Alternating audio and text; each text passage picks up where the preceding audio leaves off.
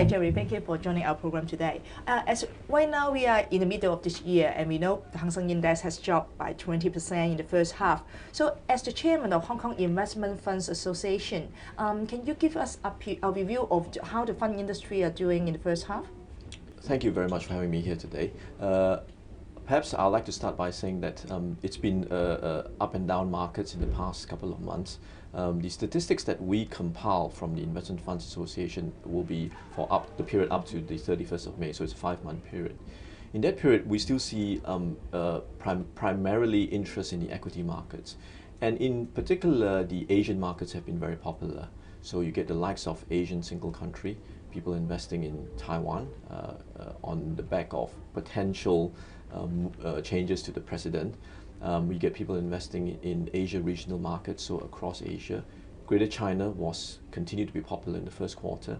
And then it's certainly the emerging markets and sector themes have also been quite popular, meaning commodities, agriculture and the like.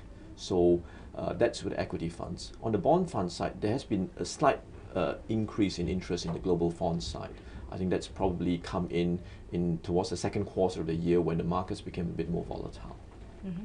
And how about on the performance aspect? Which top funds are the best performer and which are the worst performer in the first half? Okay, if you were to look at the market overall, certainly it's been fair to say that in general there have been more negative returns for the first 6 months than positive returns.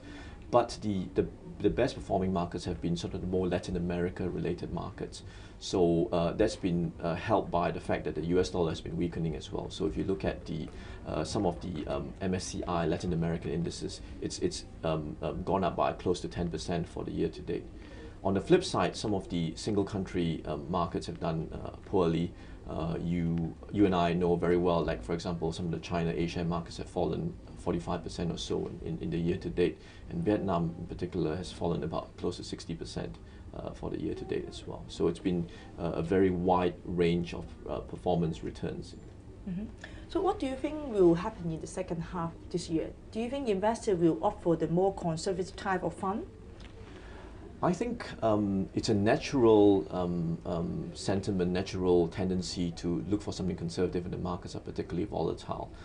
I think it's important that investors look at the overall portfolio, don't just invest into one particular category of assets. For example, just equity funds or just bond funds or just cash. You've got to look at diversifying the assets across the different classes of investments. But overall, I would imagine that investors will be more conservative as they try and preserve the capital given the difficulties we've seen in the past few months. Mm-hmm. So as the chairman of the fund bodies in Hong Kong, can you give any investment advice to our investors? I'll do my best. I think, like I've said in the past when I've been on these meetings, is that it's important to be investing for the longer term. Try not to be short term in your view, and actually naturally, given the volatility in the marketplace in the past few months, by default, some people will have unrealized losses, so they have to look at it a bit longer term. So that's one, you've got to look at the longer term. You've got to, again, diversify, move it into different asset classes. Don't just focus on one particular set of asset classes. And I think I always talk about this, and I think that saving on a regular basis is also a good technique to have at this particular juncture. Look at the asset classes that you think will have more opportunity in the next 12, 18, 24 months, and then saving on a regular basis. So you build up on a gradual basis rather than putting all your money and trying to time the marketplace at any one time.